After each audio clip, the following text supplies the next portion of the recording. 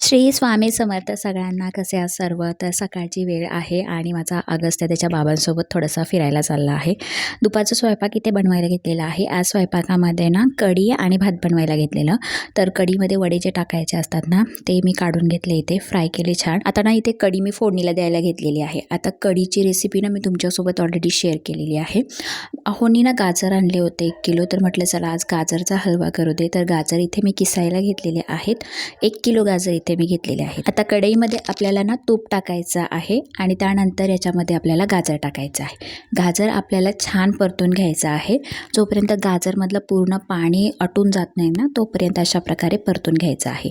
आता गाजर परतल्यानंतर आपल्याला दूध टाकायचं आहे. मी 1 किलो गाजर घेतलेले आहेत ना, तर 1 लिटर आपल्याला याच्यामध्ये दूध टाकायचं आहे आणि छान या दुधामध्ये आपल्याला गाजर शिजवून घ्यायचं आहे. कितीही थंडी किंवा पावसाळा असू दे, मला लस्सी प्यायला खूप आवडतं. तर अहोंनी लस्सी आणली होती, त्यावर मी काजू बदाम टाकले आणि इथे खाते.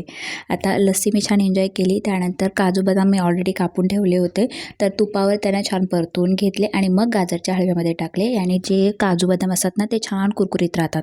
आता याच्यामध्ये आपल्याला वेलची टाकायची आहे. काजू बदाम मी इथे टाकलेले आहेत फ्राय केलेले. 1 छोटी वाटी मी साखर टाकलेली आहे आणि छान आता हलवा आपला इथे शिजत ठेवलेला आहे आणि छान अशा प्रकारे हलवा बनवून झालेला आहे. काल योगावरून आली तेव्हा बघितलं अगस्त्याने त्याचा अंगठा फोडून घेतला होता. त्याच्या ठेस लागली होती आणि त्याला आंघोळ धुवायचं होतं, तर तो त्याच्या मोठ्या आईला सांगत होता, मला नव्हता सांगत. आज संध्याकाळी ना पावभाजीचा बेत होता, तर इथे मी प्रिपरेशन करून घेतलं सगळ्यात पहिले. तर त्यानंतर कांदा, टोमॅटो, शिमला मिरची आणि मटार शिजवून घेतले आणि त्यानंतर त्याच्यामध्ये मसाले टाकून छान हा जो पावभाजीचा मसाला आहे तो शिजवून घेतला. भाज्या छान उकडल्या होत्या, तर त्यातलं पाणी काढून घेतलं आणि भाज्या स्मॅश केल्या आणि ही जी स्मॅश केलेली भाजी आहे या मसाल्यामध्ये टाकून ही जी पावभाजी आहे ती शिजत ठेवली. पावभाजीची रेसिपी पाहिजे असेल तर कमेंट करून मला नक्की सांगा. नेक्स्ट टाइम मी तुमच्यासोबत नक्कीच शेअर करेल.